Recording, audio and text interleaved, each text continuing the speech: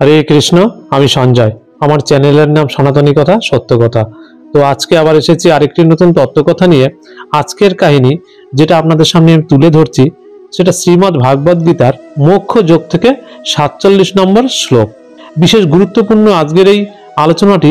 অবশ্যই আপনারা ধৈর্য ধরে শুনবেন, যে মানুষের মনের মধ্যে যে একটা বিবাদ থাকে সেই বিবাদ আজকে ভেঙে যাবে। কোনো আমার মন গড়া কথা নেই, স্বয়ং গীতা থেকে আপনাদের সামনে আমি তুলে ধরেছি। তাহলে ভিডিওটি দেখতে থাকুন, স্কিপ করবেন না, সম্পূর্ণ ভিডিওটি দেখুন, অবশ্যই ভালো লাগবে। আর যদি ভিডিওটি ভালো লাগে তাহলে অবশ্যই লাইক কমেন্ট শেয়ার করে দেবেন। তাহলে শুরু করছি আজকের কাহিনী। আজকের আলোচনাটি 4টি বর্ণ নিয়ে, যেমন ব্রাহ্মণ, ক্ষত্রিয়, বৈশ্য, শূদ্র। এই 4 জনের মধ্যে যে একটা বিবাদ চলছে সেই বিবাদ নিয়ে আজকে আলোচনা করব। তাহলে গীতার শ্লোকটি প্রথম আপনাদের শোনাচ্ছি। শ্রেয়ান স্বধর্ম বিগুণ পরধর্মাৎ সনুষ্ঠিতাৎ স্বভাবনীয়তং কর্ম কুর্বন্নাপ্নোতি কিলবিষম। তাহলে এর তাৎপর্যটি প্রথমে আমি বলে দিই, তারপরে ব্যাখ্যাতে আমি যাচ্ছি।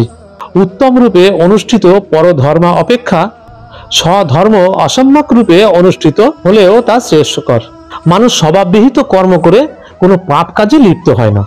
বিশেষ বিশেষ প্রকৃতির গুণ অনুসারে ব্রাহ্মণ, ক্ষত্রিয়, বৈশ্য ও শূদ্র এদের কর্তব্য কর্ম নির্ধারিত হয়েছে। অপরের ধর্মকর্ম অনুকরণ করা কারোর পক্ষে উচিত নয়। যে মানুষ স্বাভাবিকভাবে শূদ্রের কাজকর্ম করার প্রতি আকৃষ্ট, তার পক্ষে কৃত্রিমভাবে নিজেকে ব্রাহ্মণ বলে জাহির করা একদমই উচিত নয়। তার জন্ম যদি ব্রাহ্মণ পরিবারেও হয়ে থাকে তা হলেও নয়। এভাবে তার স্বভাব অনুসারে কর্ম করা উচিত। কোনো কাজই ঘৃণ্য নয় যদি তা পরমেশ্বর ভগবানের সেবার জন্য অনুষ্ঠিত হয়। ব্রাহ্মণের বৃত্তিমূলক কর্তব্য অবশ্যই সাত্ত্বিক, কিন্তু কেউ যদি স্বভাবগতভাবে সত্যগুণ সম্পন্ন না হয় তাহলে তার ব্রাহ্মণের বৃত্তি অনুসরণ করা একদমই উচিত নয়। ক্ষত্রিয় বা শাসককে কত রকমের নিকৃষ্ট কাজ করতে হয়, তাকে হিংসার আশ্রয় নিয়ে তাকে শত্রুকে দমন করতে হয়, এবং কূটনীতির খাতিরেও কখনো কখনো তাকে মিথ্যা কথাও বলতে হয়। এই ধরনের হিংসা ও ছলনা রাজনীতির মধ্যে থাকেই, কিন্তু তা বলে ক্ষত্রিয়ের স্বধর্ম পরিত্যাগ করে ব্রাহ্মণের ধর্ম আচরণ করা একদমই উচিত নয়। পরমেশ্বর ভগবানের প্রীতি সাধনের জন্য কর্ম করা উচিত। প্রথমে অর্জুন ক্ষত্রিয় হওয়া সত্ত্বেও তার বিরোধী পক্ষের সঙ্গে যুদ্ধ করতে দ্বিধা করেছিলেন, কিন্তু সেই যুদ্ধে যদি পরমেশ্বর ভগবান শ্রীকৃষ্ণের সেবার উদ্দেশ্যে অনুষ্ঠিত হয় তাহলে অধঃপতনের ভয় থাকে না। ব্যবসার ক্ষেত্রেও লাভ করবার জন্য ব্যবসায়ীকে কত মিথ্যা কথাও বলতে হয়।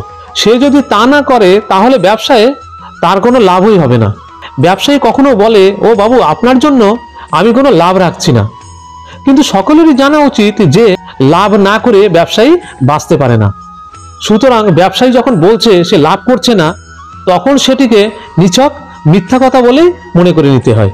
কিন্তু তা বলে ব্যবসায়ীর মনে করা উচিত নয় যে সে এমন একটি বৃত্তিতে নিযুক্ত রয়েছে যেখানে মিথ্যা কথা বলা বাধ্যতামূলক, তাই সে বৃত্তি ছেড়ে দিয়ে ব্রাহ্মণের পথ অবলম্বন করবে, কিন্তু সেটি শাস্ত্রে অনুমোদিত হয়নি।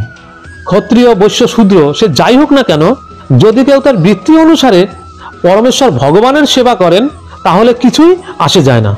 এমনকি ব্রাহ্মণদেরও নানা রকমের যজ্ঞ অনুষ্ঠান করতে হলেও কখনো কখনো পশু হত্যা করতে হয়, কারণ যজ্ঞে পশু বলি দেওয়ার নির্দেশ রয়েছে। তেমনই ক্ষত্রিয় যদি স্বধর্মে নিয়োজিত হয়, শত্রুকে হত্যা করেন, তাতে কোনো পাপ হয় না। যজ্ঞের উদ্দেশ্যে অথবা পরমেশ্বর ভগবান শ্রী বিষ্ণুর উদ্দেশ্যে প্রত্যেক মানুষের কর্ম সম্পাদন করা উচিত।